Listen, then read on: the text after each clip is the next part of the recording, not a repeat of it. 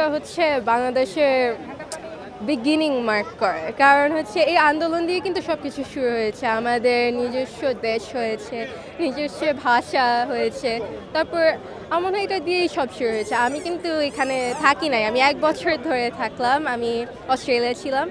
কিন্তু আমি সবসময় ছোটোবেলা থেকে শিখে আসছি বাসায় বাংলা বলতে হবে, কারণ তুমি একটু বাংলাদেশি, তোমাকে বাংলা জানতে হবে। সেজন্য আমার মনে হয় এই প্র্যাকটিসের জন্য আমি বাংলাদেশে এসে অনেক হেল্প পেয়েছি, কারণ আমি যদি বাংলা নাই জানতাম আমার মনে হয় বাংলাদেশে কেমনে থাকতাম। সেজন্য আমার মনে হয় বাংলাটা অনেক প্রয়োজন। আর এই আন্দোলন, এই ইন্টারন্যাশনাল মাদার ল্যাঙ্গুয়েজ ডে, এটা আমাদের বাংলাদেশের হিস্ট্রি স্টার্ট করেছে।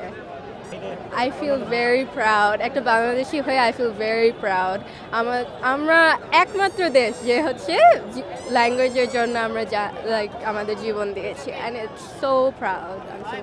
হ্যাঁ, আমি অনেক মিস করি। আমি বাংলাদেশে এসে আমার অনেক ভালো লেগেছে। সবাই তো বাইরে চলে যেতে চায়, কিন্তু আমার মনে হয় বাংলাদেশে এসে আমার অনেক ভালো লাগছে। আমি এটুকুই বলবো যে ইদানিং আমরা অনেক ধরনের বিদেশি শব্দ শুনতে পাচ্ছি, যে বিভিন্ন ধরনের আমরা আসলে ইদানিং দেখতে পাচ্ছি যে আজাদি, ইনকলাব, ইনসাফ। তো আমার মনে হয় যে এই ভাষার মাসে আমরা অন্তত ভাষাকে রেসপেক্ট করে হলেও বাংলা ভাষার প্রচলনটা সব জায়গায় করি। আসলে আমি তো একজন ভাষাবিজ্ঞানী।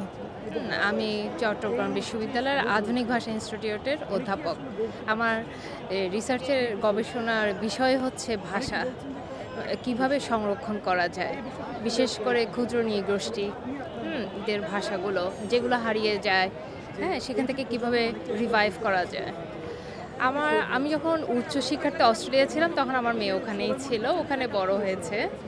এখন আমি যেভাবে দেশের টানে আমি মনে করছি ওখানে আমার অনেক জব ছিল, আমি চলে এসেছি আমার দেশে সেবা করার জন্য।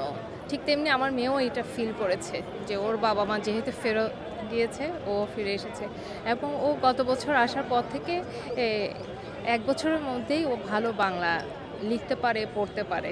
আমি চিন্তা করি যে যদি আমাদের পিতামাতারা সচেতন হয় তাহলে অবশ্যই সম্ভব আমাদের বাংলা ভাষাটাকে চর্চা করা এবং এটাকে বেঁচিয়ে রাখা। যদি বলেন আসলে বাংলা ভাষার মধ্যে এখন অনেক ভাষা ঢুকে যাচ্ছে, সংরক্ষণ কিভাবে করা যায় বাংলা ভাষা? এইটা আমাদের বাংলা ভাষা হারানোর সুযোগ নেই বলতে গেলে, কারণ আমাদের দেশে প্রায় 18 কোটি মানুষ বাংলায় কথা বলে। আপনি যেটা বলছেন শুদ্ধ চর্চা, সেখানে আমাদের হবে কি স্কুল, কলেজ, বিশ্ববিদ্যালয়গুলোতে যদি বাংলা ভাষাটাকে আবশ্যিক বিষয় হিসেবে পড়ানো হয়। আমরা জানি যে ইনস্টিটিউশনাল যে ইয়েটা থাকে,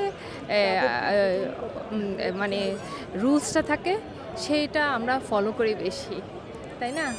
আমাদের যে আর অন্য ভাষায় ঢুকেছে, এটা গ্লোবালাইজেশনের প্রভাব। আমার ভিতরে ইংলিশ আসবে, আবার ইংলিশ যারা বলে তাদের ভিতরে গ্রিক যায়, আপনি দেখবেন, হ্যাঁ, ওরা ল্যাটিনো ভাষাও যায়, যারা স্প্যানিশ ইউজ করে।